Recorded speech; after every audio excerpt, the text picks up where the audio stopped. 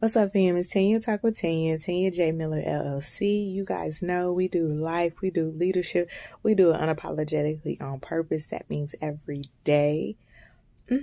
We are trying to help you figure out how to fit the puzzle piece of life together so you do life right and you do it well. So we wrapping up.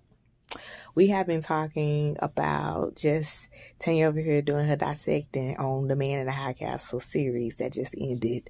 But just about how, yes, that was a fictional show, sci-fi, whatever you want to call it, futuristic, flashback history, like period drama. You know, it still had things that you could pull out of it, right? Like there was similarities to life and how you can find it so difficult to stop something that you know is not good for you. How you can find it so hard to make changes when you really want to, but you don't like.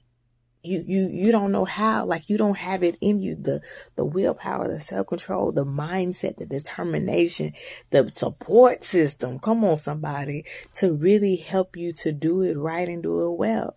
And so I was talking about that this week, like for real, like, you know, we do so much stuff out of habit, out of ritual, out of tradition, that's how we always seen it done. So I didn't know it was another way to do it. Like just being real. Like I hear that a lot. Like I didn't know it was another way. Listen. Okay. I'm about to just go on. So I'm from Fort Worth. Okay. But I now live in, one of the cities or suburbs you would call in Dallas, right? Y'all, do you know? Y'all think I'm playing. Do you know that there are people that live in Fort Worth that have never been to Dallas? There are people that live in Dallas that have never been to Fort Worth.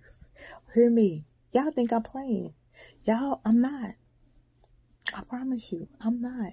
And when you ask them, they don't know why. They don't know why. And you would think that it's a million miles away. And it's just down the street. Down the freeway. On the other side of your city. But it's facts. Like, and it's a joke as I'm saying it. But that's how sometimes people are so bound to tradition and ritual and routine and habits that they don't realize that they box themselves in.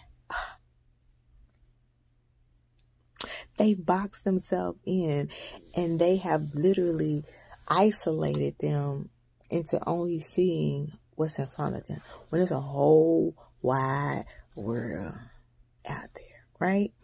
With promises, opportunities, awarenesses that you've never seen, never heard of, because you have never put forth the you to make it happen, right? I mean, yes, God is God. He is.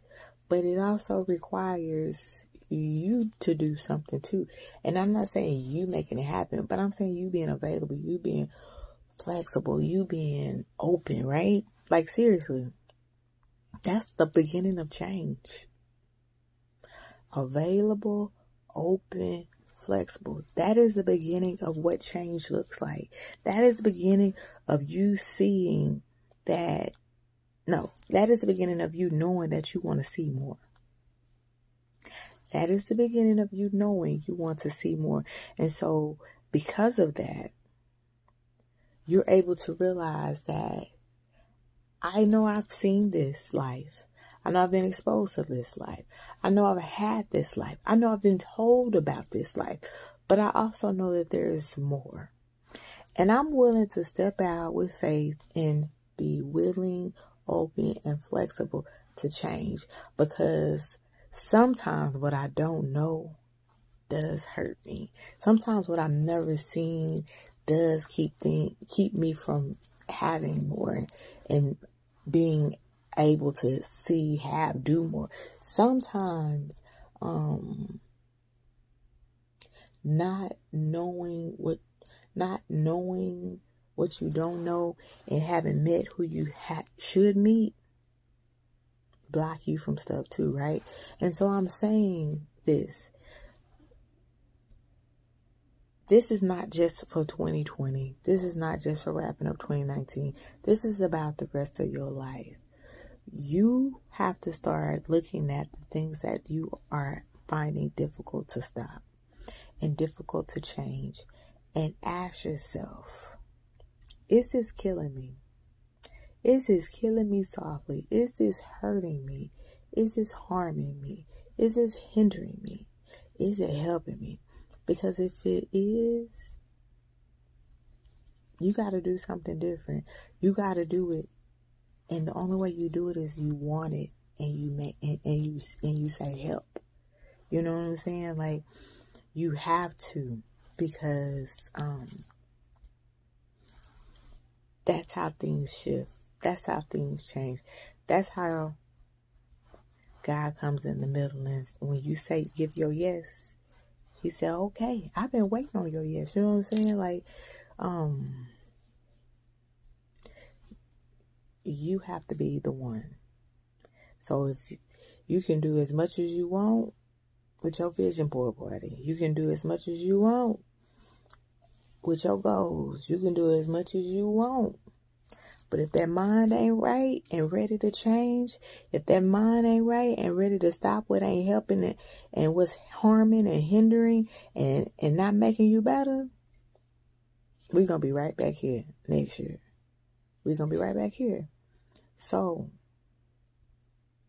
the least you can do is figure out, what in you do you need to work on? What in you do you need to stop because it's not helping you? What in you do you need to change because it's killing you? I told y'all this week we was gonna be real, because I'm that serious. The only way you get to do life and leadership unapologetically is if you stop killing you. If you stop killing yourself with bad habits, with bad mindsets, with bad just way of thinking and doing and being. That's the only way to change. And I want to see you change. I want to see you actually not just say it, not just get to wear it, but stretch for it. You know what I'm saying? Stretch for it and go for it, because I know you can lead a life that's unapologetically on purpose. I know that you can master cultivated perspective.